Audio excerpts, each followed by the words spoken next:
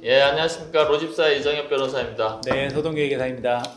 예, 로집사는 전문가들과 이제 청취자들을 가장 빠르고 비용을 적게 들여서 이제 청취자들의 어떤 여러 가지 전문적인 지식이 필요한 사연을 전문가를 연결해서 해결할 수 있도록 하는 그런 전문가 커뮤니티를 지향하고 있고요. 이 유튜브 채널에서 그와 같은 내용을 잘 정리해서 알려드리는 것을 목적으로 하고 있습니다. 네. 오늘은 저희 로집사에서 주로 이제 하고 있는 이제 가상자산과 그리고 이제 회생센터 두 가지를 법인회생 두 가지를 처음에 주로 하고 있는데 가상자산 이야기를 해보고 있습니다. 네. 좀 주요 이슈가 뭐가 있죠? 네, 지금 비트코인 현물 ETF 계속된 사실 시도는 하고 있었잖아요. 예. 근데 그 중에 이제 한 곳에서 상장이 됐다. 이런 또 소식이 있더라고요. 아, 유럽 암스테르담 증시에서 비트코인 현물 ETF가 상장됐네요. 이게 어떤 의미일까요? 원래 증권 거래소의 역사를 보면 자본시장연구원에서 증권 거래소의 역사에 대해서 조그마한 책을 냈거든요. 네. 증권 거래소는 다양하게 서로 경쟁하면서 발전해 왔습니다.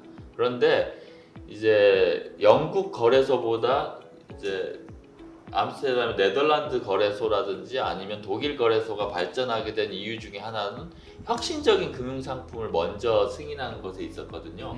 그래서 지금 미국에서는 비트코인 ETF, 현물 ETF를 계속 지금 상장을 하고 있지 않고 있어서 네네. 비트코인 가격이 더 이상 가지 못하고 있는데 유럽에서 먼저 암스테르담 증시에 상장을 했습니다. 예. 이 경우는 이 증권거래소 암스테르담 증권거래소가 미국에 있는 증권거래소보다 우위를 가질 수 있다라고 판단해서 먼저 상장을 했는데요. 네.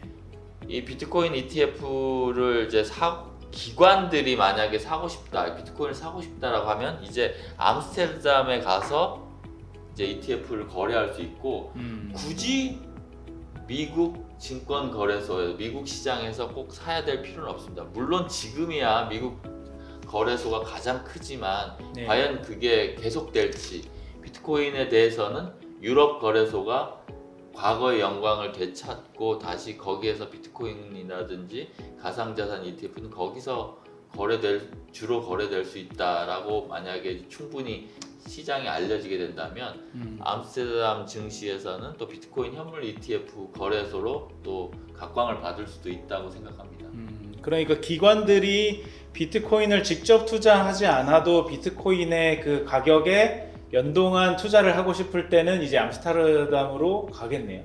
그렇죠. 지금 한국 같은 경우는 이제 비트코인이나 이더리움을 법인이 사기도 되게 어렵게 되어 있지 않습니까? 그렇죠. 거래소에 법인 계좌를 열어주지 않기 때문에요. 네네네. 그런데 지금까지의 연구 결과에 의하면 비트코인을 3년 이상 보유한 경우에는 가장 수익이 좋았다라고 볼 수 있기 때문에 되게 위험 자산 중에 일부는 아마 비트코인으로 이제 투자하고 싶은 욕구가 좀 아마 금융사들이나 아니면 펀드에서 있을 수 있는데 네. 그게 법적인 제약을 이제 가지고 있어서 현물로 못했단 말이에요. 그렇죠. 그런데 지금은 암스테르담 가서 현물 ETF를 사면 그걸 우회할 수 있는 그런 결과가 됩니다. 네. 이걸 통해서 비트코인의 그러면은 투자 수요도 확실히 늘어날 수밖에 없다 이렇게 볼 수 있겠네요. 그렇죠. 비트코인 현물 ETF가 암스테르담에서 활발하게 거래되고 그 증시가 이제 활황이 되면 미국이나 우리나라도 늦었지만 우리도 안 할 수 없겠다라고 해서 비트코인 현물 ETF를 아마 상장하리라고 생각하는데요. 네. 이미 완벽하게 비트코인 현물 ETF를 이제 암스테르담 증시에서 충분히 인터넷상에서 거래할 수 있게 쉽게 만들어 놨고 그리고 그와 관련돼서 네트워크 효과를 구축했다라고 하면 새로 후발주자들이 따라오기 어려울 수도 있겠죠.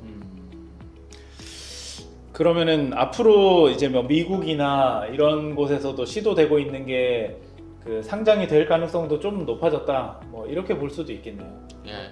그러니까 미국에서 비트코인 ETF를 승인 안 하는 이유는 뭘까요? 계속 지금 논란이 되고 있는 게 결국에는 그 증권성 이슈 때문이 아닐까요? SEC가 뭐 계속 그걸 가지고 뭐 논의를 하고 있다 보니 예, 그것도 그렇고 저는 그렇게 생각합니다. 비트코인은 증권성 이슈는 없거든요. 비트코인은 없다고는 하죠. 네. 그런데 현물 비트코인 ETF가 너무 많은 자금을 빨아갈까봐 저는 그거를 두려워할 것 같습니다. 뭐 사실 뭐 얼마 투자를 안 하면 상관이 없는데 네. 증시에 있는 모든 자금이 이제 빨아들일 정도로가 된다면 이제 걱정이 되겠죠. 우리나라도 그 불장일 때 업비트 거래 대금이 코스닥, 코스피를 합한 거래 대금보다 높았던 적도 있지 맞습니다. 않습니까? 네, 네, 네. 그러니까 그런 경우가 발생할 여지도 있어서 이제 겁이 나는 거겠죠. 그 비트코인 ETF에 대해서는 이제 비트코인은 지금 FRB나 뭐 미국의 정책 당국자들이 모자라다고 해가지고 더 발행하거나 그럴 수 없죠. 유동성이 이제 너무 많이 나왔다 해도 다시 줄이거나 할 수가 없잖아요. 네, 네. 그래서 그런 위험성 때문에 그런 것 같습니다. 오늘은 뭐 가상자산에 대해서는 뭐 저희 로집사에서 뽑은 가장 중요한 이슈는 뭐 암스테르담 증시 상장이라고 생각해서 이에 대해서 의견 나눠봤습니다. 네, 알겠습니다. 휴가 이후라 가지고 우리가 전문가에게 전화를 많이 해야 되는데 전문가들도 이제 휴가 이후라서 아직 좀 주요 이슈에 대해서 아직 좀 공부가 덜 됐다 이렇게 해서 오늘은 이제 건설사 부실과 이제 암스테르담 증시 상장에 대해서 저희끼리 한번 얘기 나눠봤습니다. 네, 그리고 뭐 참여를 원하시는 전문가분들이 계시면 또 연락 주시면 저희가 계속해서 이 로집사의 전문가 그룹으로 또 더 성장을 하기 위해서라도 계속해서 사람들과의 그 네트워크를 강화해 나갈 거니까요. 네네. 연락 주시면 좋을 것 같습니다.